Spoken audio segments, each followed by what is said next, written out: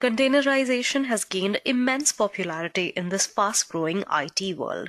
Organizations are continuously adopting this technology in their production environment, and one of the most popular containerization tool that exists today is Docker.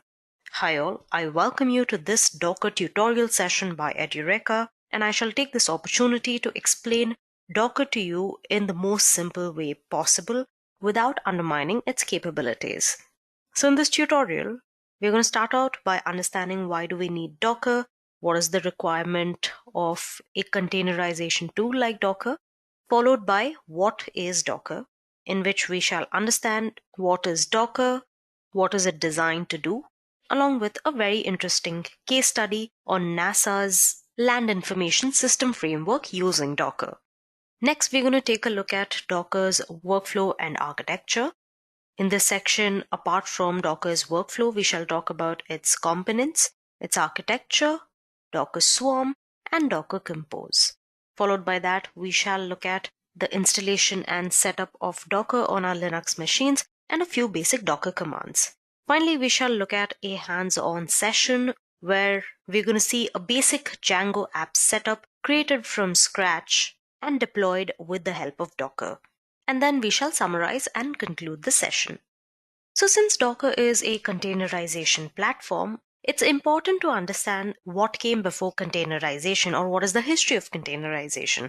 So before Docker came into the picture, before containerization came into the picture, there was this concept of virtualization, or basically using virtual machines. So virtualization was this technique of importing a guest OS on top of an operating system. And this technique was a revelation at the beginning because it allowed developers to run multiple operating systems in different virtual machines, all running on the same host operating system, which nothing but eliminated the need for extra hardware resources. Now, the advantages of virtual machines or of virtualization are many. Multiple OSs could be run on the same machine. The maintenance and recovery was easy in case of failure conditions. And the third point here being the total cost of ownership was also less due to the reduced need for infrastructure. So as you can see here on your screen right now, you can see that there is a host operating system on which there are multiple guest OSs running, which is nothing but a virtual machine. So as most concepts have their shortcomings, virtualization also had a few. So running multiple virtual machines on the same host OS, each to the performance of degradation. This is because the guest OS running on top of the host OS will have its own kernel, own set of libraries, and own dependencies. And these take up a large chunk of the system resources, that is the hard disk, processor, RAM, and other resources. Another problem with a virtual machine, which used virtualization, that it takes a lot of time to boot up.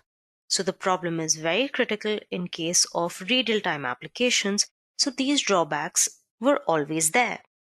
Apart from that, you also have the age-old battle between development and production teams, that the code works at development and does not work in productions, because the developer has a system with their own set of libraries, their own kernel, and the apps running on there, whereas the production team has these resources of their own.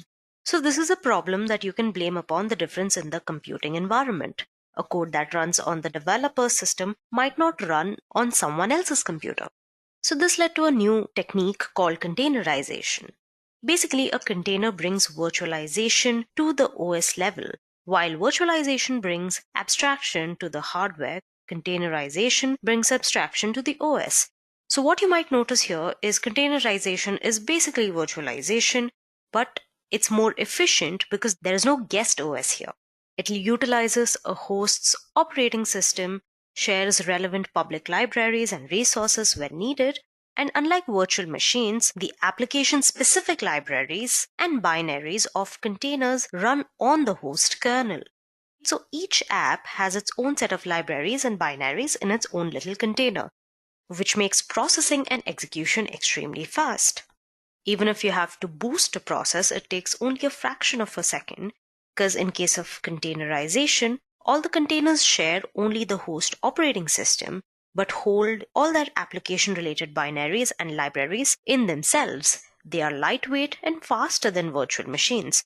So here, as you can see, There is your host OS or your host kernel, which is shared by all the different containers. So the containers themselves only contain the application-specific libraries which are separate for each container. This is what makes them faster, and they do not waste any resource. All these containers are handled by a containerization layer which is not native to the host OS. Hence, a software is needed which can enable you to run containers on your host OS. And this is also how containerization solves the difference in computing environment problem. Now, a developer works on containers instead of virtual machines. The app and its required libraries and binaries all are in one container. So when it is passed on to the testing team or the production team, it does not matter whether their host systems have the same libraries. All the dependencies are already present in the container containing the app. So now that you know what is virtualization and what is containerization, and why do we need containerization, let's move ahead and talk about Docker. Why do we need Docker? So a challenge I briefly spoke about earlier is what I would like to elaborate on in this section. Now, when you have a project code in a development lifecycle, there are different environments. You have your virtual server, you have your staging environment, you have your production environment, you have your QA environment. Now, most of the code that we deploy today is done using VMs or virtual machines. Now, how this works is that a developer or certain developers will write the code, and all of it is placed in a version control system such as Git. Now, this could also be placed in a staging server depending on your organization's infrastructure, but most organizations these days use a version control system. So, more often than not, the code is placed in that version control system. Now, this code is never directly deployed in the production server. It's usually first deployed in a lower lifecycle server like your QA server or your staging server. Now, once it is successful in that, then only it is deployed on your production server. Now, this is where the chances of conflicts increase. So the same piece of code that might be running on your staging server might not run on your production server. And the reason is very simple, is the difference in the computational environment. This is also known as infrastructure incompatibility. Now, in most cases, your QA servers or your QA environment, staging environment are always updated. In most organizations, that's the case. It usually has the latest libraries, latest binaries, latest jars, all that jazz. But the same cannot be said for the production environment. So in order to face all these challenges that is faced, difference in environment and lack of optimization of resources, we use Docker. So this is where Docker comes into picture. Docker does virtualization in the software level, and we call it containerization, as I had mentioned before. So here, as you can see, containers are bundled with their own set of libraries and binaries, but they can communicate with each other with a fixed set of protocols. The thing about containers, however, is that they do not have their own operating systems, which is a great thing because this is what makes them lightweight and function on very little resources, which makes them really fast as well. So what exactly is Docker? As you can see on your screens, there are two machines. The first one has three software applications. One is Angular based, one is React based, and one is Django based. Now, all of them are using common resources from the systems, libraries, RAM, processor, etc. And the frameworks are allocated a location in the memory. Now, how is it different from your machine with Docker? Since you have a Dockerized machine, you have a Dockerized system, all of your frameworks and binaries and libraries required by your Angular app, your React app, and your Django app can be put into their each isolated containers, which are going to run independently from each other without interfering with another app. And the space in which you had your framework stored has opened up. So now you can add another software application there with its own frameworks and libraries, binaries, etc. And that is what Docker is meant to do. It's a tool designed to make it easier for you to create, deploy, and run applications by the usage of containers. Docker is a containerization solution. Docker containers do not use the guest operating system. They use the host operating system, and on top of that host operating system, there is the Docker engine. And with the help of this Docker engine, Docker containers are formed and these containers have applications running in them. The requirements for those applications, such as all the binaries, libraries, frameworks, jars, etc., are also packaged in the same container. There can be multiple containers running simultaneously. As you can see, there are two containers here in our example, and those containers have applications running in them. And you don't really have to pre-allocate any RAM to those containers.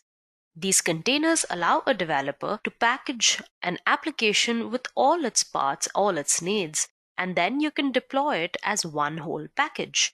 They are basically lightweight alternatives to virtual machines that use the host operating system. This is basically a general workflow of Docker. So you can see one way of using Docker over here. What is happening is that your developer writes a code and defines an application requirements or the dependencies in an easy to write Docker file. And then this Docker file produces Docker images, so whatever dependencies are required for a particular application is present inside the image. Now, as we have specified many times before, what are Docker containers? Now, the Docker containers we spoke so much about are basically the runtime instances of these Docker images. This particular image is then uploaded onto Docker Hub, from where anyone can pull the image and build a container. Now, Docker Hub is nothing but the GitHub of Docker. It's like a repository for Docker images. It contains public as well as private repositories. So from the public repositories, you can pull your images and you can upload your own images as well to Docker Hub. And then, as I mentioned, from Docker Hub, various teams such as your QA team or production team can pull the images and prepare their own containers, as you can see in the diagram. So this shows a great advantage of Docker is that whatever dependencies that are there that are required for your application to run are present throughout the software delivery lifecycle. If you can recall, the initial problem that was there with VMs was basically that the application worked fine in a development environment, but when it reached the production environment, it was not working properly. So that particular problem is easily resolved with the help of this particular workflow, because you have the same environment throughout the software delivery lifecycle, be it a developer, testing, QA, or production. Now, before moving on to the next section, let's look at a case study about containerizing the NASA Land Information System framework using Docker. Now, developed by the Hydrological Sciences Laboratory at NASA's Goddard Space Flight Center, or GSFC, the Land Information System, or the LIS, is a high-performance software framework for terrestrial hydrology modeling and data assimilation. Basically, the LIS enables integrating satellite and ground-based observational products and advanced modeling algorithms to extract land surface states and fluxes. Now, this framework was very difficult for non-experts to install due to many dependencies on specific versions of the software and compilers. This situation then created a significant barrier to entry for domain scientists interested in using the software for their own computing systems or in the cloud. In addition, the requirement to support multiple runtime environments across the LIS community had created a significant burden on the NASA team. Now, to overcome these challenges, NASA had deployed LIS using Docker containers, which allowed installing an entire software package along with dependencies within a working runtime environment. They also used Docker Swarm, which we shall learn about later, to orchestrate the deployment of the cluster of containers. This installation, that used to take weeks or months, was now completed by NASA officials in minutes, either in the cloud or on premises. Now, moving on, let's look at Docker's workflow and architecture. What you see in front of you is the Docker workflow. Now, the Docker engine uses a client-server architecture, where the Docker engine is simply a Docker application that is installed on your local machine. The client-server architecture communicates using a REST API, and the Docker daemon checks the requests to manage the containers. So the Docker architecture includes a Docker client, which is used to trigger Docker commands, a Docker host which runs the Docker daemons, and a Docker registry which stores the Docker images. The Docker daemon running with the Docker host is responsible for images and containers. We'll understand the concept of images a little later in this very section as a part of Docker components. So to build a Docker image, you can use the CLI or the client to issue a bill to command the Docker daemon which runs on the Docker host. Now the Docker daemon will then build an image based on your inputs and save it in the registry, which can either be the Docker Hub or a local repository. So if we do not want to create an image, then we can just pull an image from the Docker Hub, which would have been built by different users. And finally, if we have to create a running instance of any Docker image, we can issue a run command from the CLI or the client, which will create our Docker container. So this is basically the overall architecture or the overall functioning of the Docker architecture. As we move forward in this section, things will be more clear to you. So as you can see, the heart of the Docker architecture is basically the Docker engine. The Docker engine is simply the Docker application that is installed on the host operating system of your host machine. It works like a client-server application which uses a server, which is a type of long-running program called the daemon process. The second point here is the command line interface or the client. The next component here is the REST API, which is used for communication between the CLI client and the Docker daemon. So now if there is a Linux-based OS and there is one Docker client which can be accessed from the terminal and a Docker host which runs the Docker daemon, we build our Docker images and run our Docker containers by passing the commands from the CLI client to the Docker image. So this was all about Docker engine and its workflow. Now let's talk about the Docker components which you will be most acquainted to hearing. You have your Docker file, which builds into a Docker image, which you run, you get a Docker container, and then you store it in a Docker registry. Let's go ahead and look at all of these components in a little depth, shall we? First of all, you have your Docker file, which is nothing but a text document which contains all of your commands that you as a developer call on the command line to assemble an image. So basically, to create an image, you'll have to write a Docker file and then build it. So Docker file basically has your set of instructions which creates the Docker image. Next, you have the Docker image, which can be compared to a template used to create a Docker container. So Docker images are basically the building blocks of a Docker container.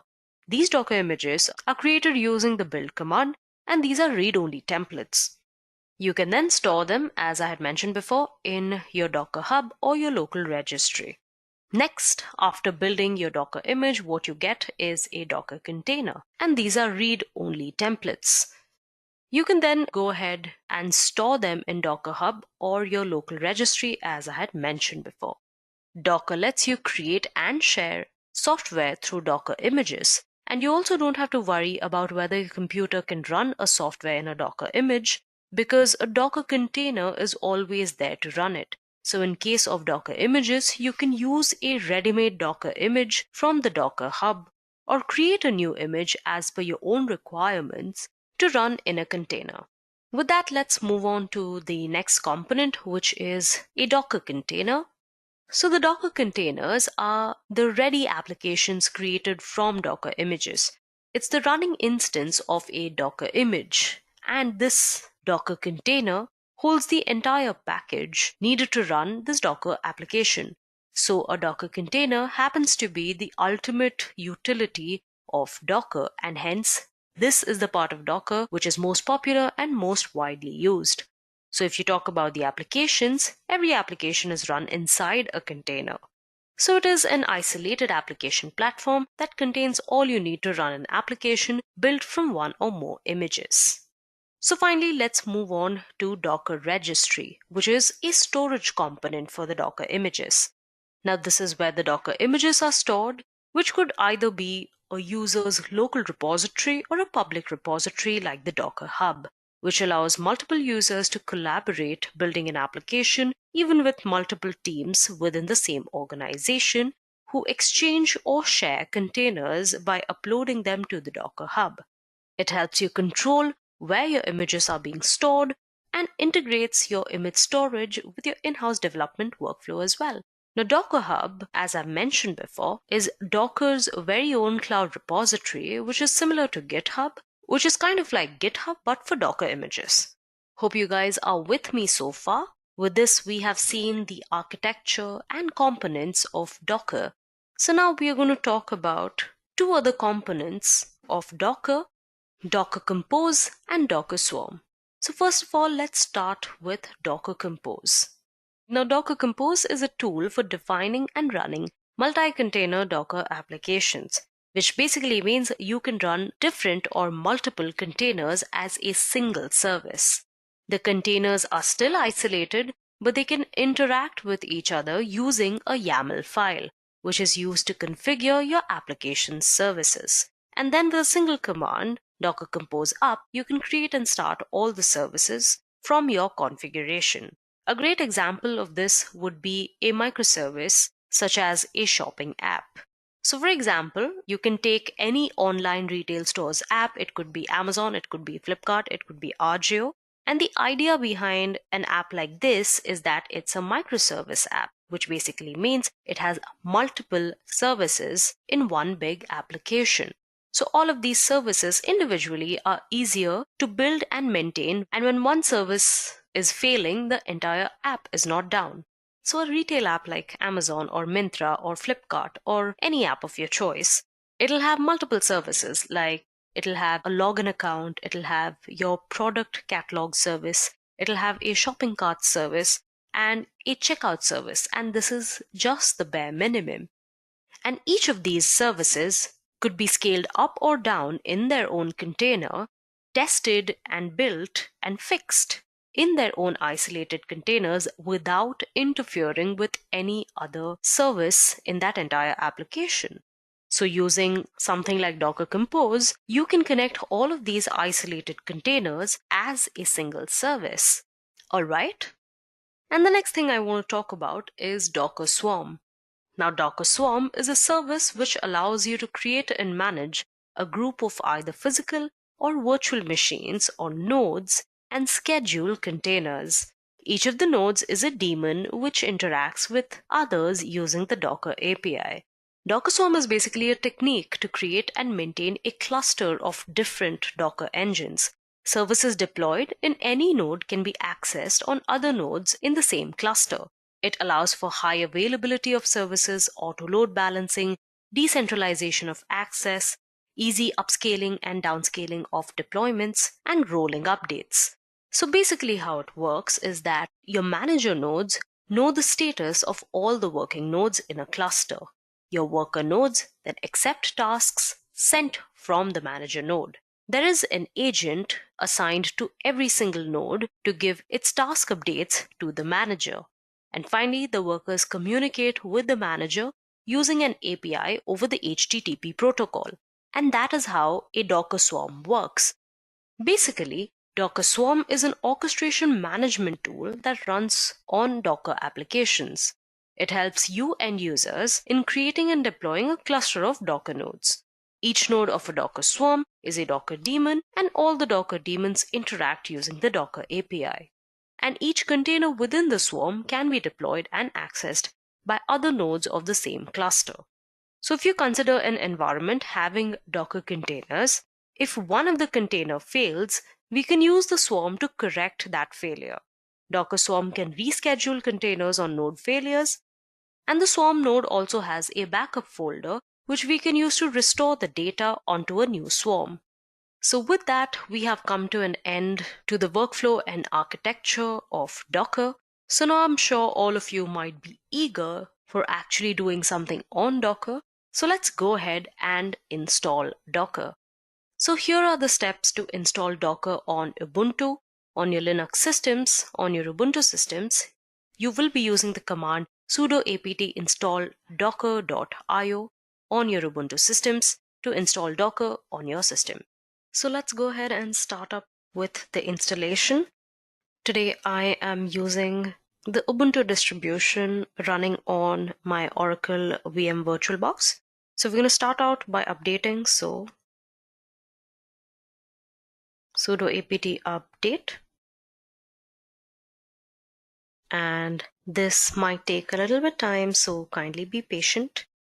This is a good practice before making any installations, any setups on your machine. All right. As you can see, all my packages are upgraded, and now we can go ahead and install Docker. So to install Docker, we are going to use the command sudo apt install docker.io and then click on Y. And this is also something which takes up quite a considerable amount of time, depending on the speed of your machine as well as the speed of your internet, so on and so forth.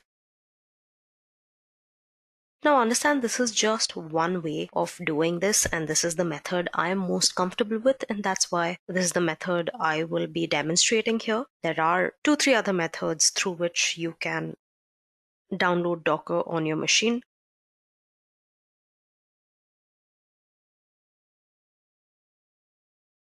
And not just in Linux, you can also install Docker Desktop on Windows, just in case you do not want to use a virtual machine. And you can also use a cloud platform such as an EC2 instance to run all of these Docker commands that I shall be showing you later in this session.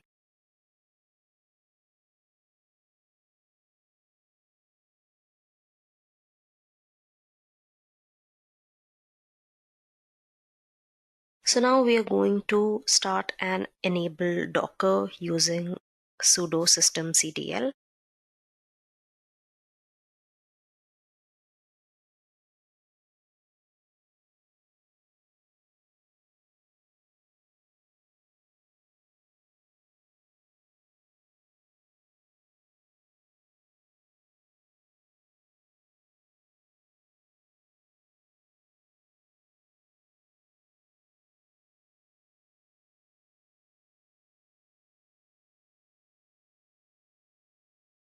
Okay, with that we have started and enabled our Docker machines. And now we are going to go ahead and check out our Docker version that's running. And as you can see, this is the Docker version and this is the Docker build that we are running. All right. So moving on, we are going to get to our hands-on section. In this section, we will learn how to create a Django project setup using Docker and deploy it on our local host.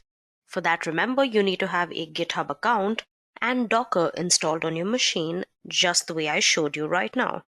We're going to build a backend REST API with Python and Django. We're going to create a new GitHub project that we are going to use to store the source code for our recipe app API. Now, this is a wonderful way to show the versatility of Docker. Now, I found this project while browsing through GitHub, and I came to a conclusion that this was a wonderful way to show how eclectic, how versatile is Docker as a tool. So the first step would include initializing a new project on GitHub and coming back to your Linux machine and navigating to where you wish to store your API. There, we are going to create our Docker file using an editor. You can obviously use the VI editor or Nano editor if you please. There, using the editor in our working directory, we are going to be creating our Docker file, our requirements file, and our Docker compose file, which is our YAML file. And then we are going to run our app on the terminal. So this is a basic breakdown of how we are going to create our Django project setup using Docker. So let's go on straight to our demo machine and put all of this into action.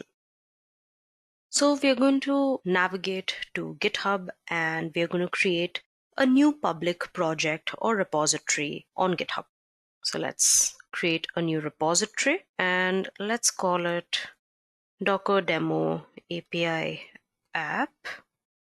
And in the description, we're just going to write demo app setup. We're going to keep this public and we're going to initialize this with a README file. All right. So let's go ahead and create our repository. So as you can see, this is a blank repository, Docker Demo API app, just the README file there. So here on our repository page, I'm going to click on this green button, code button, and copy the URL from here, from your clone or download option. We're going to copy this to our clipboard so that we can clone this particular repository using our terminal. I'm going to move on to the terminal, and I'm going to load my terminal and navigate to the directory where I want to store my app. So maybe I'll just save it here. I'm just going to clone this repository to my local machine. All right, and that's done. Now you can go ahead and change your directory to the repository. So now I'm going to use the command ls to see if my repository has been cloned. Yes, it has been cloned. You can see the Docker demo API app is cloned right here on my local machine. So I'm going to change my directory to this repository I just created by typing the command cd docker demo API app. Now what I'm going to do is I'm going to open up this project in the editor. Like I had mentioned, you can use any other editor. You can use the VI editor, the Nano editor, any editor that you're comfortable with.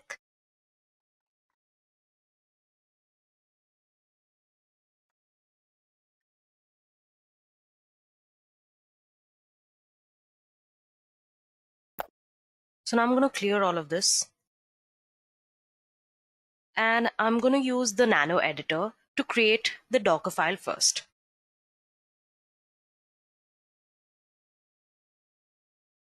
So just Nano and Docker file. There's no spaces between Docker and file.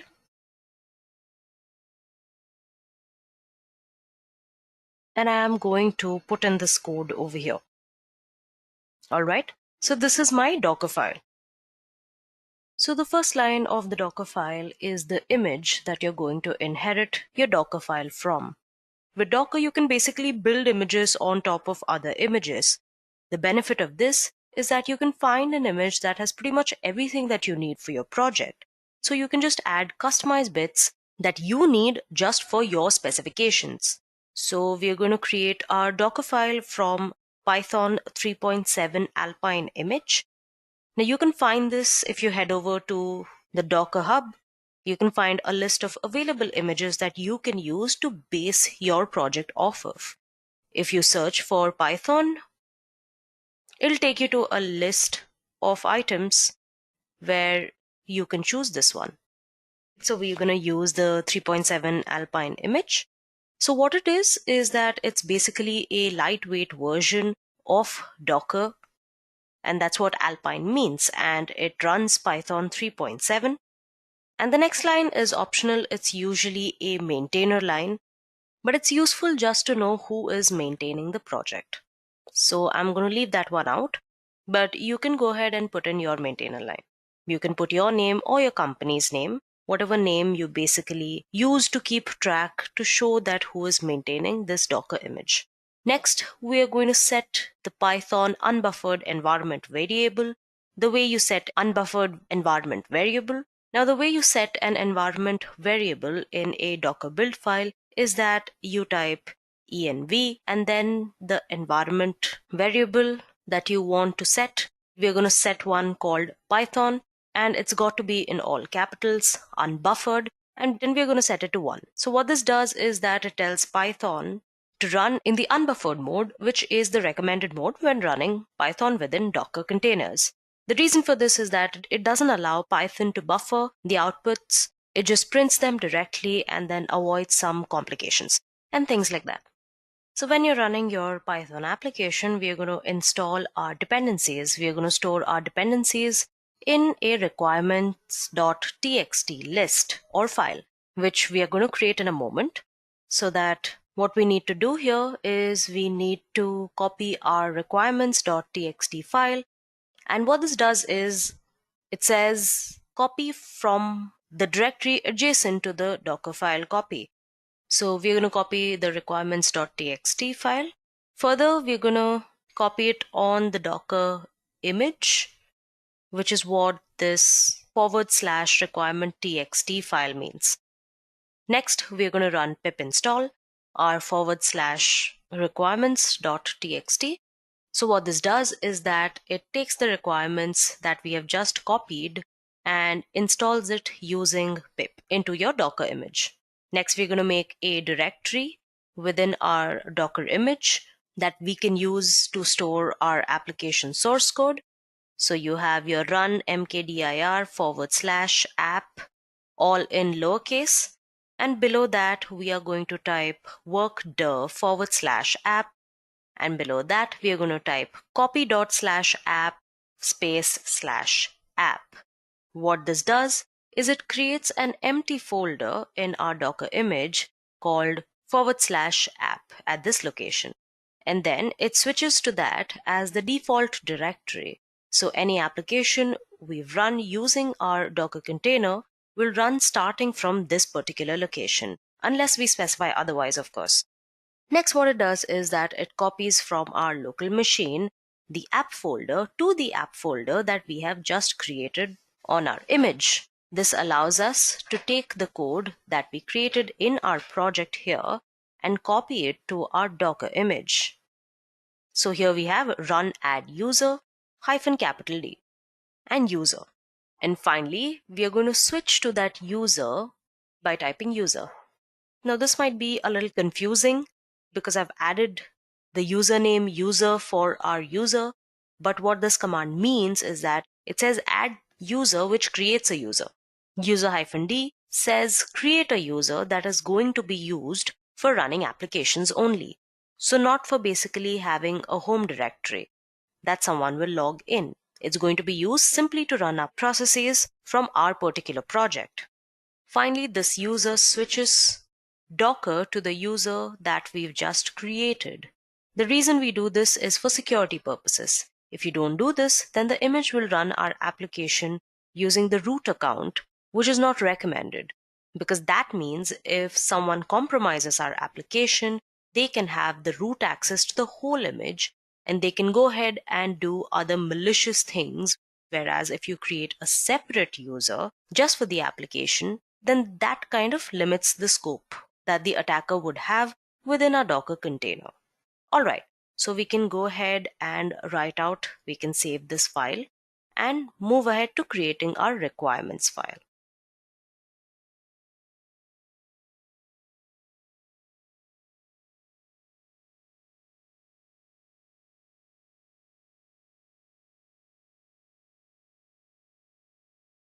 So this is what your requirements.txt file will look like. It's just 2 lines. In the first line here, we are installing Django. We are using version 2.2.4, which is the latest stable version that I could find. And that's the version that we are going to use for the project. And then type Django > 2.2.4.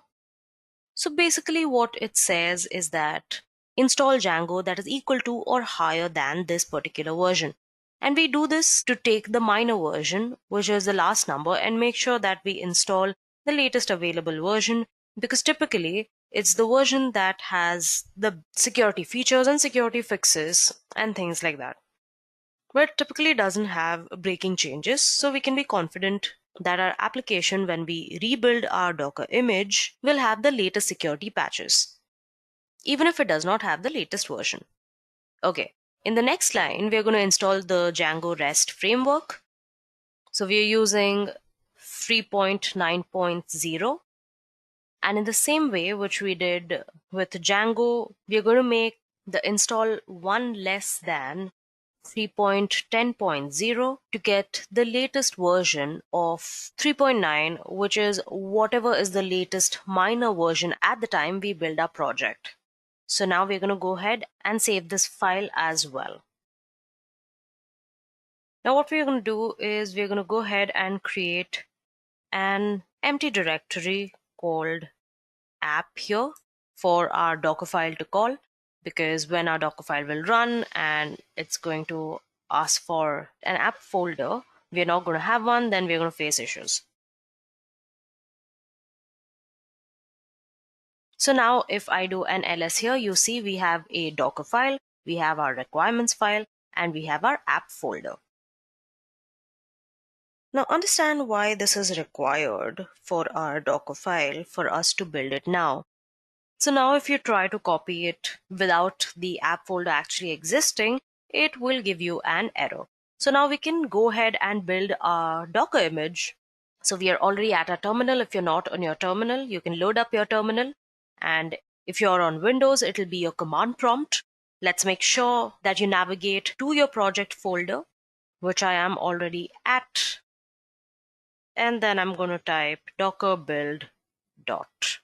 Now what that's going to do is that it's going to build whichever Docker file is in the root of our project that we are currently in.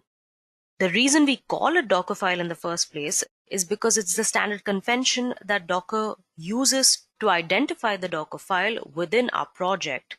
So we're going to wait for it to complete, and it should be fairly quick because we are using an Alpine image. It's a very lightweight, minimal image that runs Python.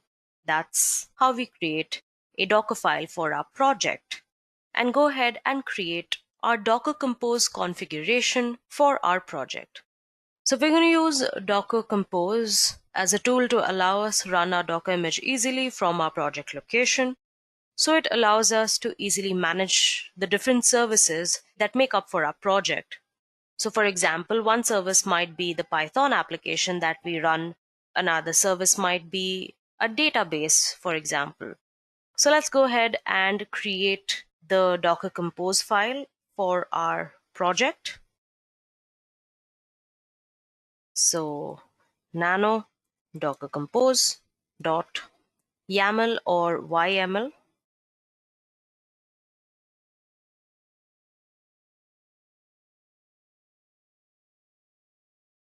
So this is a YAML file that contains the configuration for all services that make up our project. The first line of the Docker Compose configuration file is the version of Docker Compose that we are going to be writing our file for. So version colon and 3. Next, we define the services that make up our application. Right now, we only need one service for our Python Django application. So services colon, and in the line below, you're going to type app. This is the name of our service. So we are going to call it out, and then we are going to type build, and then context code on context. So what this says is that we are going to have a service called app, and the build section of the configuration we are going to set the context to dot, which is our current directory that we are running Docker Compose from. Next, we're going to type the port configuration. So we're going to type them in open speech marks. 8080 is our host to port 8080 on our image. So we're going to type that. And then we're going to add a volume. The volume allows us to get the updates that we make to our project into our Docker image in real time. So it basically maps a volume from our local machine here into our Docker container while we'll be running our application. Now this means whenever you change a file or you change something in the project, you will automatically update it in the container. Now the good part is you don't have to restart Docker to get the changes into effect.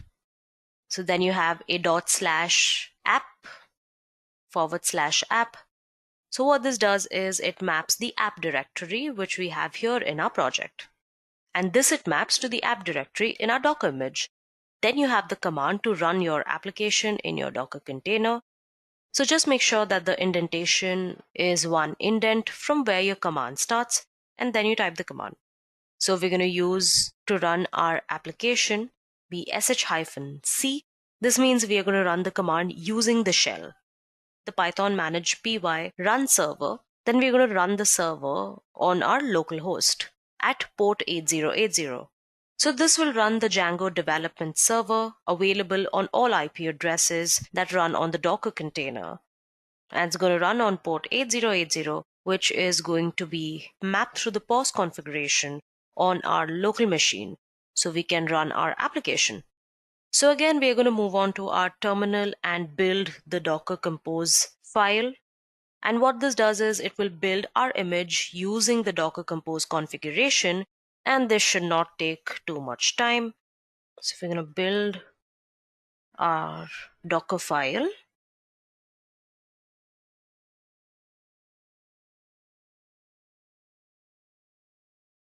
So now we are going to add sudo docker compose build. And as you can see, it's successfully built. Clear it out.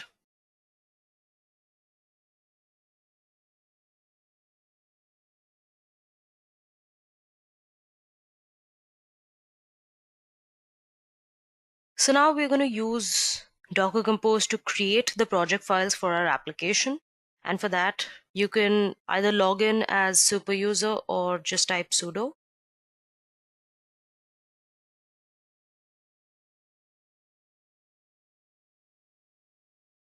So Django admin.py, we're going to start project.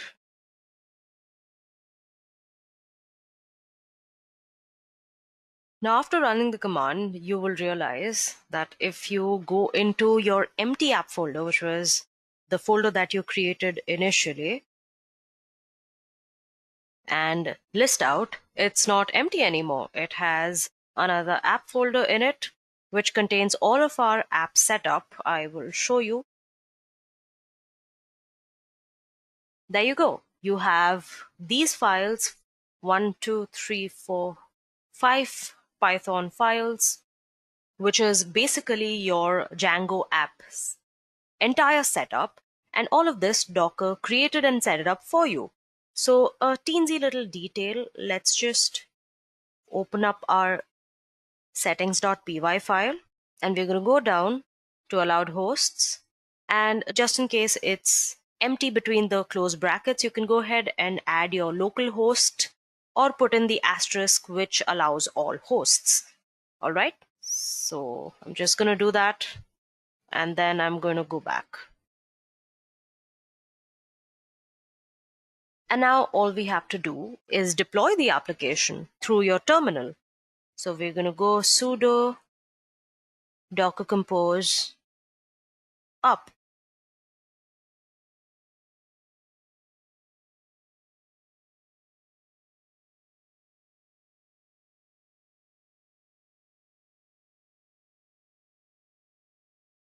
So now, as you can see, your Django application is up and running. And all of this was possible because of Docker. With that, I come to the end of my demonstration. Hope you enjoyed this demonstration. Now it's time for you to go ahead